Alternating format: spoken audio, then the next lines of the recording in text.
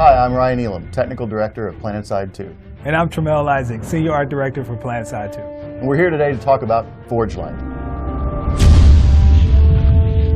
So ForgeLight is the name that we've given to our core engine. It's our set of tools for the designers and artists, to the client and the renderer, to the server behind the game.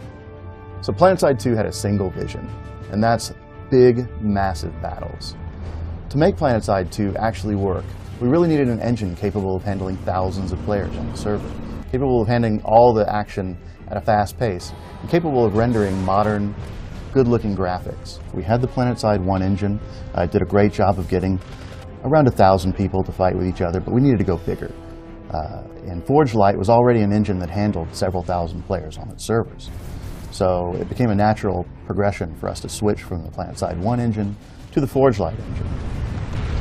So the ForgeLight engine allows us to have thousands of players all interacting with each other, all shooting each other at very, very high speeds.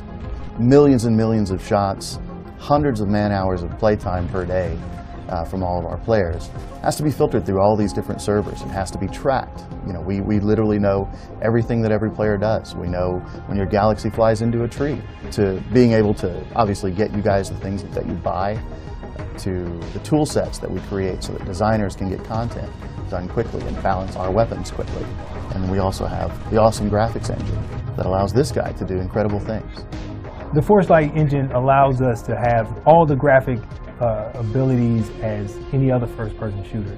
We've set this scene up to demonstrate fog shadows and volumetric fog. As you can see, the sun in the background is casting shadows based on the thickness of the fog. Next, we demonstrate how clouds interfere with the light and cast shadows over the terrain. Here's an example of our advanced shader network and all the different layers that complete the look of this character.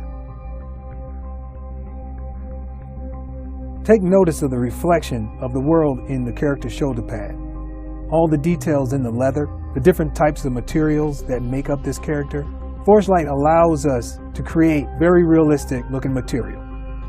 As we zoom in on this helmet, notice the different material types. The red paint has a different metallic sheen than the gray, and notice how the rubberized material also has a very high detail.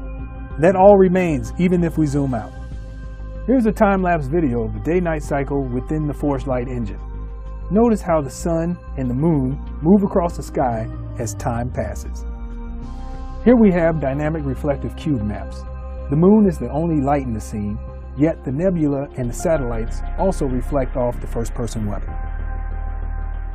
I've tossed a smoke grenade in the scene to demonstrate how particles are lit in ForgeLight. As I walk through the trees, you can see how the sun shines through the back of the leaves. Also demonstrated here are lens effects that mimic dust on the camera lens. Bounced light from the road illuminates the shadowed rocks in this scene. The sunlight dims as the clouds pass in front of the sun. That concludes our brief demonstration of ForgeLight. I hope you enjoyed it, and I hope to see you on Araxis.